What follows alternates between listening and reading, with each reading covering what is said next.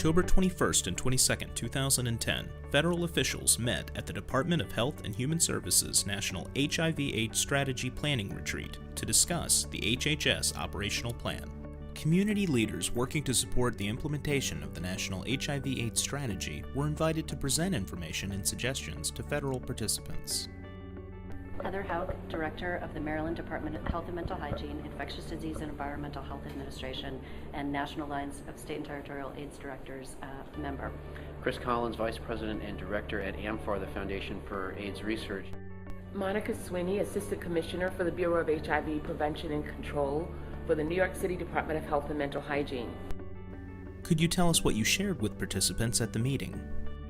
The 2 points that I shared today with the HHS officials were the need for better coordination and collaboration around policy and programs for HIV, prevention and care services, as well as funding alignment and transparency.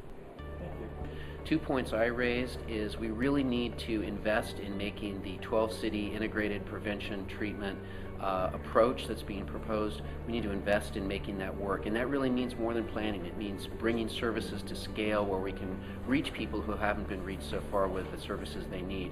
One other idea is to just take a look at our incentive structures and change them so that we're making sure that providers are really doing high-yield testing, which is reaching people, more people who need to have their HIV diagnosed.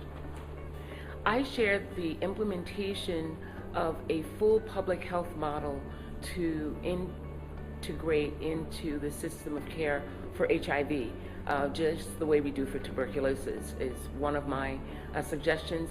And the other is that funding and policy alignment so that when federal agencies are funding plans, they should also align it with their policy goals so that the policies can be led and pulled by the funding.